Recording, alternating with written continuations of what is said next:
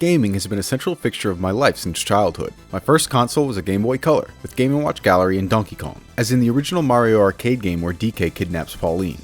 My family would also end up with a Nintendo 64, Sega Dreamcast, and a GameCube, and an NES and PlayStation, later upgraded to a PS2 at my grandparents'.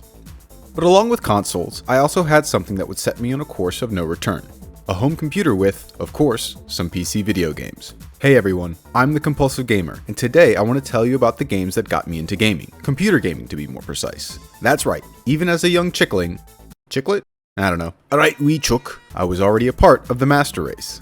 In all seriousness, I was extremely lucky that my folks were so open when it came to gaming and facilitating me and my siblings' interest in gaming, and, as we'll see, even getting us games that were constructive, not just pure entertainment, in most cases.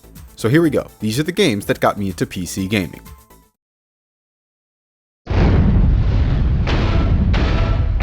Sarge is dead. Ironically, one of the major games from my childhood wasn't one that I initially owned. I first encountered Army Men for PC while at Kid Camp, the discount summer camp where, instead of sending us out into the woods to fight for our survival, we were just sent back to school where young counselors tried to manage us with arts and crafts. Lo and behold, for this aspiring game addict, the time block for Computer Lab was the activity I looked forward to the most. Now, as with most schools, the computers had the normal suite of pre-installed games, Galaga, Solitaire, that space pinball game, but the crown jewel for the kid campers was the one CD-ROM of Army Men that the Computer Lab had. And for whatever reason, probably because it kept us relatively quiet and manageable, the camp counselors let us play it, despite its T rating. Now here's where it got interesting. One CD meant only one computer at a time could play the game. Normally, this wouldn't sit well with a group of rowdy kids that all wanted a chance to play. Looking back at it, the compromise that we agreed upon was surprisingly reasonable and worked smoothly. How it would work is that everyone took it in turns to play. Your turn ended when you died. Sarge is dead. However, we didn't restart the game when someone's turn ended, because here's the kicker. The school's computers would wipe non-essential memory every day, meaning that every time we came into the computer lab and played Army Men, we started off from level 1. The result was surprisingly collaborative. Playing Army Men, a single-player isometric shooter, became a group effort. Every turn was an attempt to go further in the game than last session, and everyone contributed. Even a death meant the next person knew where danger lurked and how to avoid it. The method wasn't perfect. Sure, it sucked if you died relatively quickly. Sarge is dead. And sometimes, one kid had a real good run. But eventually that luck would run out, and the system would validate itself. Now the next kid could take over further along in the game than normal.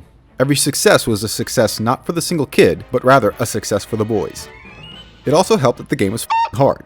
Like seriously, how did we manage games like this back in the day? People are out here complaining about Elden Ring's recent DLC is too hard. Meanwhile, 3DO came in and slapped dicks on day one.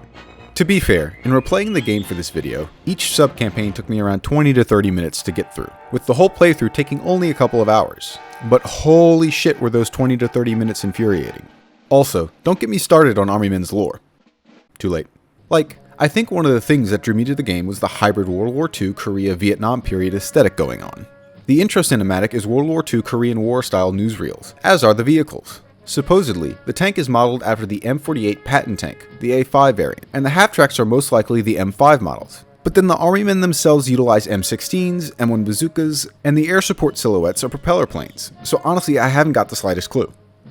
We also need to talk about the war that's being fought here. First off, let's establish something. The Greens are the United States, right? Like, what other country in the world has the specific combination of western deserts, northern mountains, and southern swamps?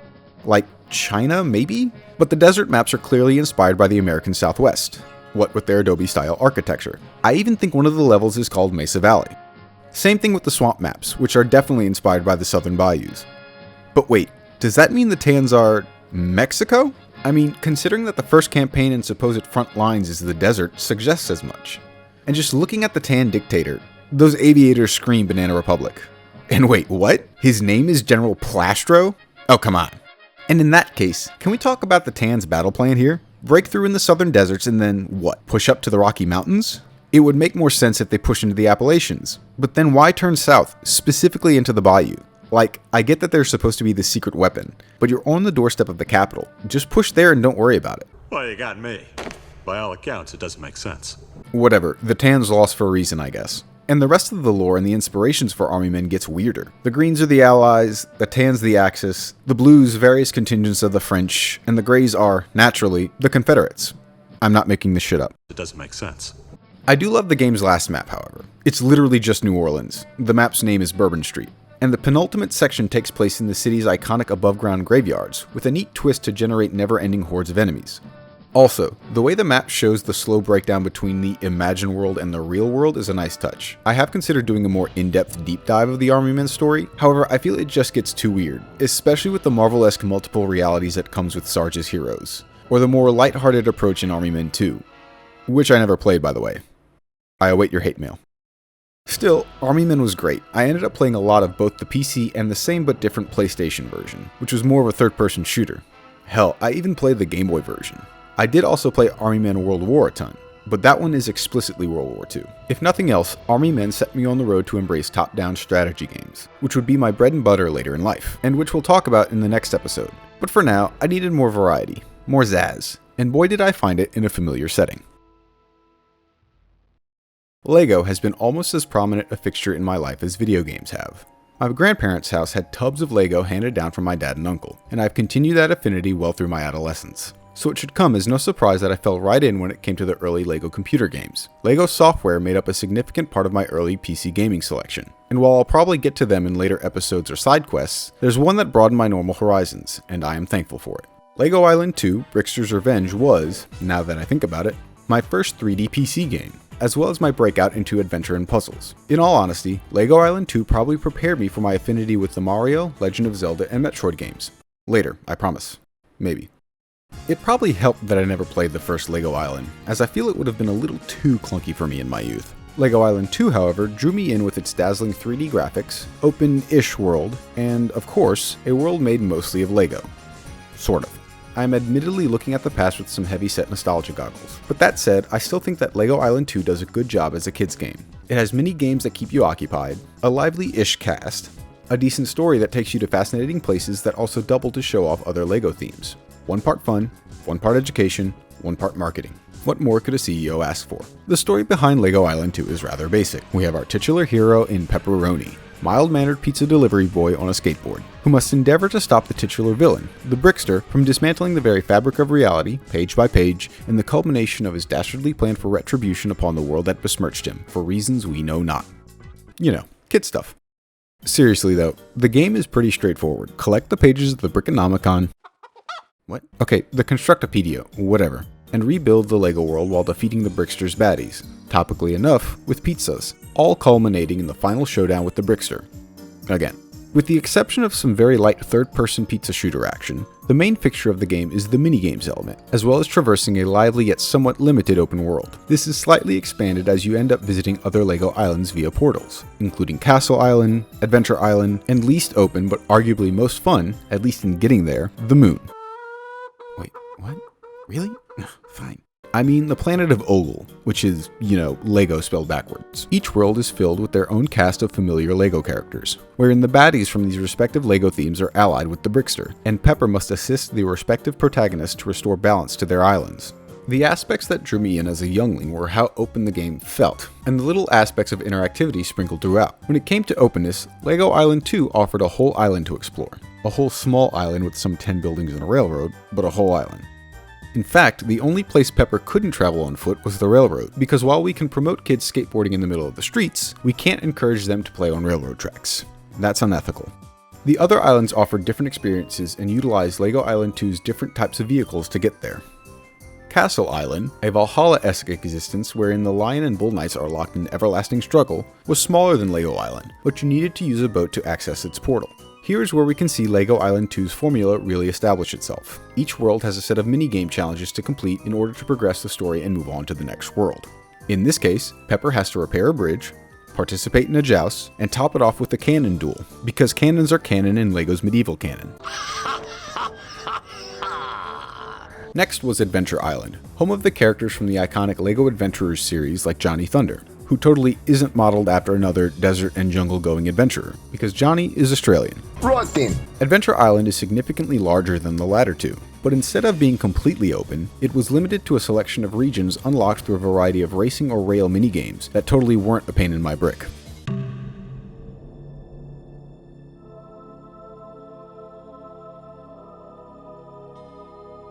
Same approach as before, minigames smooth the story, collect the things, beat the baddies, and, what's going on here? This is a kid's game, right? Finally, there was Ogle, the moon-like asteroid to which the Brickster fled and later kidnapped Mama and Papa Briccolini. This is a kid's game, right? Ogle itself is actually extremely small, and there are only 2 mini-games on Ogle itself. The real fun is in getting to Ogle. Pepper undergoes astronaut training, and oh my word, what is this music? This came out of left field. Did I just walk into my GTA Online nightclub? This is a bop. This is better than it has any right to be. I mean, I was going to get into how LEGO Island 2's music was hit and miss, but this? 10 out of 10 on the nostalgia meter. The ultimate climax is a bit lackluster. The low-gravity pizza making and castle ascent are both meh, if not annoying. And the battle with the Brickster atop his castle is honestly extremely easy and... excuse me? What is happening in this cutscene? Who is this person? What? Are we really doing the hero gets the girl trope in a LEGO game? This is a kid's game, right? What? What is going on? Is Papa Briccolini drunk? Who are these people? What? Anyway, the game kept my young, antsy brain occupied with the time and reflex-based minigames, as well as small interactive mechanics found throughout the game. Players have the ability to modify various aspects of LEGO Island's world in small, insignificant ways. For example, you can change the color palette of almost all of the game's vehicles. This does nothing to their performance or function, it just changes things up visually. You can also change NPCs' headpieces, or change various objects in the world, such as trees. Also, going back and playing, I could appreciate the tongue-in-cheek, hidden-in-plain-sight Easter eggs and jokes that most younger players probably wouldn't have spotted. This is the kids' game, right? At the end of the day, though, even with nostalgia goggles, LEGO Island 2 is rough around the edges, and I even remember it being unnecessarily difficult and janky when I first played it. But even then, I can see how LEGO Island 2 set me up for success with future games. The key here, as with most of these earlier games, was the puzzle and mini-games that string together and connect the main open world. From besieging a castle, to racing through the desert, to parachuting onto the freaking moon, Ogle, the mini-games available in LEGO Island 2 really let me sink my teeth into more nuanced game design and mechanics compared to Army Men. However, I still needed a bit more to get me really hooked into gaming. I needed something that gave me a bit more challenge as well as a bit more freedom, and I am lucky that I was able to find the outlet where I did. If there was ever a gateway drug for PC gaming, then the suite of Humongous Entertainment educational games was it for me. And I'm not just talking about the backyard sports games. We'll get around to talking about them in a video further down the track, and the OG GOAT that was Pablo Sanchez. But for now, I'm talking about the core entries in the HE lineup: Freddy Fish, Spy Fox, Putt Putt, Pajama Sam, and even smaller entries like the Let's Explore and Fatty Bear games. I played at least one game from each entry, or a demo in the Big Thinker's case. These were the first games I ever played on the PC if I remember correctly, and I remember playing the f*** out of them. The thing is, these games weren't just good games. They were good educational games. My parents did their best to try and shift my gaming time towards constructive games, and they hit a goldmine with these. Looking back retrospectively, and even replaying them now with a small amount of educational study and experience, these games tower over other titles made for education. While I've played most of these games, I want to focus on 3 of the series in this episode: Freddy Fish, Putt Putt, and my boy Pajama Sam. I can confidently say I played games from these series the most, and are what I would point to when describing great educational game design. Most games designed as edutainment often fall short in the ability to be fun for the player. Educational capacity and content comes before player engagement, which is understandable. But that's why Humongous Entertainment stands out. Their games are both educational and genuinely fun. More than that, the education in them is super as well. Lastly, I feel that the ability of the Humongous Entertainment games to carry a cohesive story while still being able to be educational is what makes them so great compared to other edutainment media. All while also having twists that would put M. Night Shyamalan to shame. The stories are ones that carry messages that young learners can identify with while also being profound.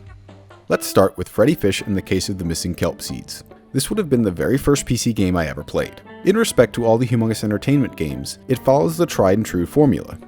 A point-and-click adventure wherein a core conflict must be resolved via a slow march of smaller quests. Our main character, Freddy, is a curious yet ambitious yellow fish with a strong sense of honesty and do-goodedness.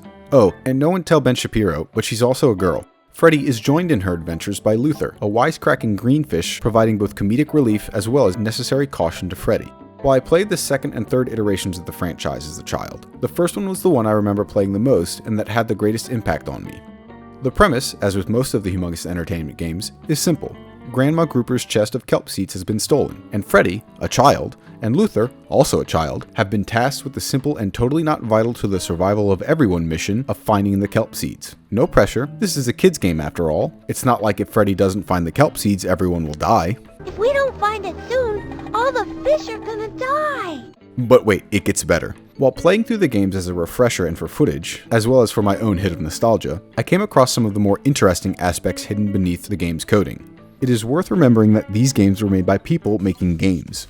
Of course, there's bound to be some Easter eggs as well as stuff not meant to be found by the target audience. Case in point, the hot coffee of the Humongous Entertainment games, wherein Freddy feeds Luther to a hungry eel. Needless to say, this cutscene requires someone to go into the game's files and adjust very specific parameters. Not something the average 3 to 8 year old was likely to do by accident. Shout out to RetroDude on Steam for this one. Anyway, we progress the story via successive stages of finding messages in bottles, each setting up the next set of challenges to face and puzzles to be solved. However, most of the preparatory steps for each stage can be completed from the beginning, and only the final act is blocked until finding the final clue. In the end, the core conflict is solved as the missing kelp seeds are found, and the villains shown the error of their ways with the power of sharing. Next up are the Putt-Putt games. The Putt-Putt series follows the titular purple hero car as he completes Herculean tasks such as saving a zoo, going to the moon, and joining a parade. The first game also introduces us to Putt-Putt's trusty sidekick, Pep the dog. Now, I did play the first game quite a bit in my youth, and it is good. Just like Freddy Fish, Putt-Putt was for 3 to 8 year olds, and despite coming out a few years before Case of the Missing Kelp Seeds, still manages to be pretty well rounded. But the entry I really enjoyed was the third, Putt-Putt Saves the Zoo. Released 3 years after the first entry, Putt-Putt Saves the Zoo is bigger, flashier, and grander than its predecessors, sporting newer graphics and sounds. In this entry, Putt-Putt is faced with rescuing baby animals before the opening of the Cartown Zoo. Once again, the player is faced with puzzles, challenges, and backtracking in order to rescue the animals and save the day. With 3 regions of the zoo to explore, and wildlife trivia for the main cast of animals, Putt-Putt Saves the Zoo ticks all the major young learners boxes while adding a fresh coat of paint. Now, if there was one series that I would point to as the pinnacle of Humongous Entertainment's edutainment MO, it would be Pajama Sam. Whereas most of the other titles are set in real-ish places, under the sea, in a car-dominated universe, or a spy movie, in the Pajama Sam series, the Humongous Entertainment crew really came into their own. Each world in the Pajama Sam series is oozing with character, seen through a child's eyes with all the imagination and creativity that comes with it. I played all 3 of the Pajama Sam games, but There's No Need to Hide When It's Dark Outside still stands the test of time. The Land of Darkness is still just as fun to visit today as it was decades ago. The level of freedom that came with the Land of Darkness really shows the creativity behind the Pajama Sam team. Ostensibly just Sam's closet, the Land of Darkness is a mystical place populated by sentient beings and objects. Everything from possibly stereotyped cast trees, to home appliances, doors, and even 2 of Sam's allies, King the minecart and Otto the boat. The latter 2 are vital to Sam being able to navigate various parts of the Land of Darkness, being the old mines and the rivers respectively. Of course, as with everything, Sam must address conflicts and puzzles in order to progress. In the latter case, helping King de-rust his wheels and convincing Otto that yes, wood floats. See? It floats. Wood floats. And therefore... Away! All this so that Sam can reclaim his superhero tools needed to confront and capture darkness, the manifestation of Sam's fear of the dark. As with most all Humongous Entertainment games, the final confrontation is solved not by violence, but resolved through friendship. Oh, and cheese and crackers. Traversing the Land of Darkness truly is a treat. A closet that is expanded by imagination, with various objects and knickknacks strewn about, as well as forming the landscape. And, of course, I also have to talk about the music. The OST is chill, funky, and somehow, despite not having a rooted setting, fits the vibe perfectly. Also, there's this one room, Darkness's Kitchen, where It's always lunchtime. all the objects/characters sing and rhyme to jazz. Even Sam gets into it. And what's more is that each region has its own theme, making them feel more unique. Also, this game and this tune. So much of my childhood I can connect to music from these games. As I said earlier, the Humongous Entertainment games do a great job of having content for everyone. From references that parents are more likely to get, like the presence of a shark mafia led by a squid father, Not the squid father. and the evils of the IRS, to the heavy presence of neutral feedback, in which I mean there's a lot of stuff that the player can click on that simply triggers a graphic. Nothing that moves the game along, something simply to please the short attention span of young players. Or me, like I still just ran around clicking random stuff. But the Humongous Entertainment games truly shine when it comes to their educational content. Where LEGO Island 2's puzzles and minigames were time and reaction based, the Humongous Entertainment games focus heavily on not just your basic maths and puzzles, but also more dynamic critical thinking and problem solving. But most importantly, I found that these games do a great job of empowering the player that is assumed to be a younger learner. The The Humongous Entertainment games, despite being linear point-to-click adventures, succeed in being very open for their young audiences.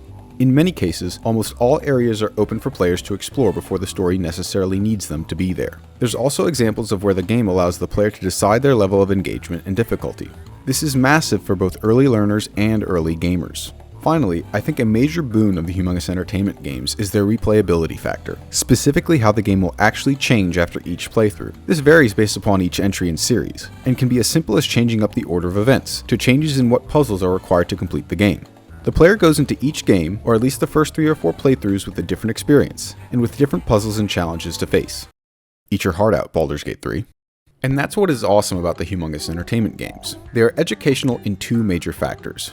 First being the obvious, teaching basic elementary level subjects such as math, science, and reading skills, as well as moral lessons. But almost just as important in my case, the Humongous Entertainment games teach how gaming works. Recalling details, looking out for collectibles, problem and puzzle solving, backtracking to match up tools to previous obstacles, and yes, even quick reflex and shooter-based minigames laced throughout the Humongous Entertainment games are core gaming mechanics that young gamers are exposed to and begin to understand before they get their hands on their first real game.